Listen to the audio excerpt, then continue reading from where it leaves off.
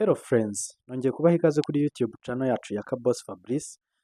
Uyu munsi rero tugiye kurebera hamwe bimwe mu bikoresho bitanu ukwiye kuba ufite cyangwa se nimba wari ufite n'igitekerezo cyo gufungura YouTube channel, ibi bikoresho akaba ari byo uheraho cyane ko bihendutse kuko nanjye njya gutangira YouTube channel yanjye najyaga nibaza nti se ibi bintu ko mba mbona bisa n'ibihenze ubu nzatangira gute, nta mafaranga mfite.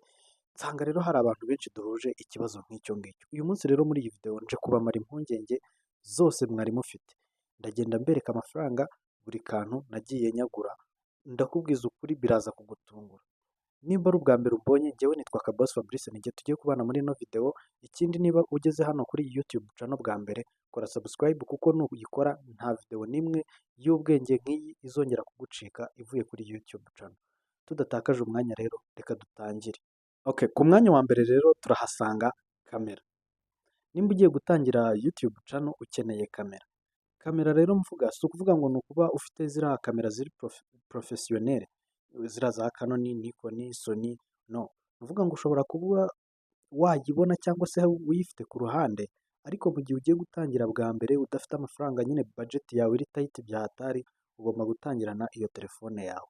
Iyo telefone yawe niyo resource ya mbere ufite, igikoresho nyine kizagufasha gutangira YouTube channel yawe. Nuvuga ngo nkanjye gutya njye ndi gukoresha telefone nkoresha, ntabwo ari kamera, ntabwo ari iki, urumva niyo nahereyeho, ntabwo nigeze njya kugura ibintu bya kamera. Kuri telefone rero ntabwo ndi bubabwire ngo wenda ngo amafaranga ugomba kuyigura n'aya n'aya, cyangwa se njye ayo nayiguze n'ayahe, kubera ko buri muntu wese ashobora kugira telefone ye ku ruhande, kuko ushobora gusanga wenda tuvuge wenda ufite Tecno, ariko hari akaba ari umwana wenda wifitiye ikosora iriya ya Airtel Imagine, akaba ashobora gukora content nziza kukurusha, agakora wenda content za zindi za faceless, ntiyirirwa ajya imbere ya kamera, wenda akikorera ibyegeranyo, agakora amakuru se, ugasanga we anabaye monetize imbere yawe, wowe kandi ufite telefone nziza. Niyo mpamvu tutari bugiye mu bintu byinshi, nyine detail nyinshi, ngo tuvuge ngo telefone ngo turayigenera aya mafaranga. Kuri liste ya kabiri rero dufiteho tripod. Tripod ni ka kantu baterekaho phone igahagarara, ari nako nanjye nateretseho telefone yanjye. Mbere ubundi byajyaga bingora ewana, telefone yanjye nayiterekaga ku gikarito, rimwe na rimwe ikagwa, nkavuga ni noneho irameneka ndi gukora video igeze hagati, ariko aho mboneye kano ga tripod byaramfashije. Nuvuga ngo aka ga tripod nakaguze kuri Kiko, kuko nararebye mbona amaduka menshi baraduhenda kandi nta mafaranga mfite, nyine budget ari ntoya bya hatari. Ikintu nahisemo guhita nkodaringa kuri Kiko, banciye amafaranga 4,932 na 38. Urumva ni hafi y'ibihumbi 5, kuko nararebye mbona mu mujyi bakagurisha, nyine Kigali hari muri amaduka tripod nzima baba bayigurisha ibihumbi hafi 15, 10 na bingahe. Ndareba ndavuga nti wapi kabisa ntabwo byavamo. Aga tripod mba nkodarinze gutyo kuri Kiko, ariko kajya kungeraho ubwoba bwaranyishe, mvuga ni bazanyoherereza icyuka, kubw'amahirwe kangeraho. Nzabakorera review, ariko ndaza no gushyiraho ifoto hano hejuru mu karebe. Nuvuga ngo kangezeho mu minsi 12 kari kangezeho, ariko aga tripod nodarinze gatandukanye n'akangezeho. Ibyo nabyo tuzabireba muri video itaha. Ku mwanya wa gatatu rero harazaho green screen, igitambaro cy'icyatsi, nk'uko mubibona rwose inyuma yanjye ngiki. Iki gitambaro rero kiramfasha bya hatari. Ku bantu bajya bareba video zanjye, mujya mubibona ko rimwe na rimwe njya nyuzamo nkahindura background. Iyi video rero yo na decidinze nyine kuyikora ntakuyemo background, kugira ngo mbereke kino gitambaro kiramfasha bya hatari. Rero iki gitambaro amafaranga nakiguze ni make cyane pe. Hanyuma iki gitambaro njya kukigura, nararebye nyine nabwo ndareba kuri za Kiko, nkabona green screen bayigurisha 30,000, 30,000 ingahe, ndavuga nti si ibi bintu byavamo kweri, 30,000 na tripod ya 15 byanze. Ubu nabigenza ne koko. Nibwo nagiye, sinzi ukuntu nari ndi kuri YouTube ndi kureba, mbona video ya Gatari Fred. Ni umu content creator nkunda kabisa, mushatse mwagenda nawe mukamufollowing. Nuvuga ngo ngize amahirwe yazabona nanjye video yanjye, ndamukunda cyane. Nuvuga ngo rero nari ndi kureba video ya Gatari Fred, mbona ahantu ari kuvuga ari kwerekana uburyo bakuraho background bakoresheje kino gitambaro. Noneho njye nari nsanzwe mbizi pe nanagikoresha kuko hari YouTube channel yindi nari mfite nyine mbikoreraho. Noneho ariko icyo nari mfite ntabwo nari narakiguze. Ariko ntanacyishimiye kuko cyari kirimo andi mabara atari icyatsi. Noneho rero Gatari aravuga ngo muri atoriye bakigurisha amafaranga 900. Nkikibyumva feri ya mbere nayifungiye kuri atoriye. Ngezeyo ndababaza nti amakuru numvise niyo iki gitambaro cy'icyatsi mukigurisha 900? Bati yego. Ubwo ndabaza nti kiba kingana gute? Bati metero kuri metero. Ntirekera aho ngaho mpa metero ebyiri kuri ebyiri. Mba nishyuye amafaranga 1800. Kuri green screen yanjye y'icy'umunani mba ndayicyuye. Urumva ko atari amafaranga menshi, urumva nacunguye hafi 27,000 magana angahe? 400.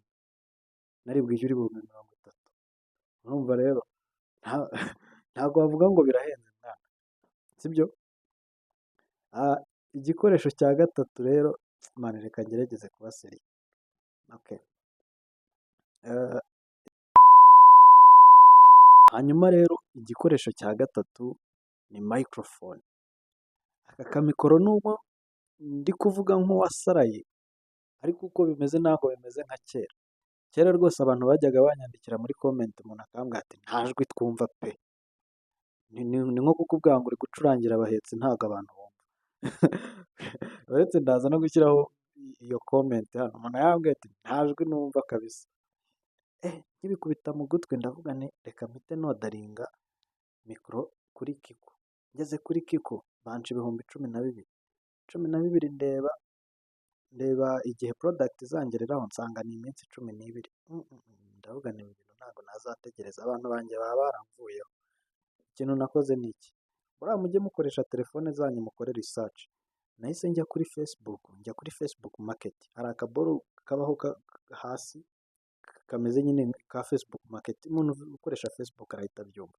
Nagezeho ndagenda nsacinga wireless microphone. Noneho mpita nkubitana n'umutipe witwa ngo Obed kuri Facebook arimo kukagurisha. Aka ngaka mubona mfite ntabwo kari brand new, no. Nagiye kubona mbona Obed ari kukagurisha 13,000. Ndavuga ntari kubwo ari Obed we dushobora guciririkanya, apana nka Kiko. Kiko nimba bashyizeho amafaranga nayo ngayo ntabwo muciririkanya. Obed twaraciririkanyije tugera mu 9,000. Obed twumvikana 9,000. Ndamubwira nti njyewe rero nimba ndi mu mujyi nzakurabura ubundi nze ngafate.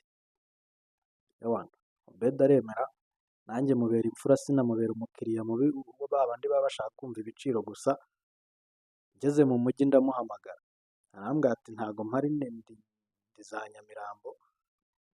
Yawana ndamubwira nti wowe gahe motari angereho ngatestinge ubundi mpite mwishyura. Yawana umutipe rwose ntiyazuyaza atanze tutarabona naho na rimwe, agakubita motari angeraho. Mbonye telefone ya motari mpamagaye mpita ngerayo. Yawana ndagenda ndagatestinga mbona ni sawa. Ikintu nakoze nahise nkanda akanyenyeri motari ndamwishyura, naho Obed mpita mwishyura. Ubwo nuvuga ngo motari namwishyuye 1,000 naho Obed 9,000, byose hamwe bibaye 10,000. Ubwo iyo si product ya kane. Ubwo sofa tumaze kugeza nko mu 15,734. Ayo ni amafaranga navuga ngo atari menshi pe ku muntu ufite gahunda. Ariko nyine twashyiramo utwo tu expense tundi twaba motari bikagera muri 16. Ubu aka kanya tuvugana YouTube yanjye ihagaze 16,000 mu bikoresho. Urumva rero ayo ntabwo ari amafaranga navuga ngo menshi ku muntu ufite gahunda kabisa. Nawe watangira. Reka ibyo bintu byo kwibaza ngo ese ubu aya mafaranga nzayakura he? Kandi nimba uri umuntu ukunda agacupa 20 ushobora kuyanywera, ushobora kugenda ukayaguriza ndangamirwa, ushobora kugenda ukayata mu nzira. Fata icyemezo ufungure channel, ufungure YouTube, cyane ko content zitabuze. Abanyarwanda bafite noneho bose hafi ya bose bafite smartphone, bazakureba. Nubwo abantu bakora ibintu bizima batarebwa, ariko kora byiza ubundi nawe utegereze resulta, kandi nzi ko uzazibona. Iyo niyo motivation nabaha. Nukora byiza ukirinda kwiba content z'abandi, iki kizakubuza se kurebwa cyangwa kubona views, nawe uzaba monetize. Ikindi rero nababwira, nimba iyi video ubona hari umuntu uri bufashe, yimusharinge wikitsirikaho ibintu nyine ngo wumve ko wabyihererana, no. Kandi ikindi kora subscribe ugume mu ishuri ryacu, nawe ujye ubana n'abandi banyeshuri 350 barenga. Si ibyo ngibyo, Imana ibahe umugisha nawe muri video itaha, ndabakunda cyane.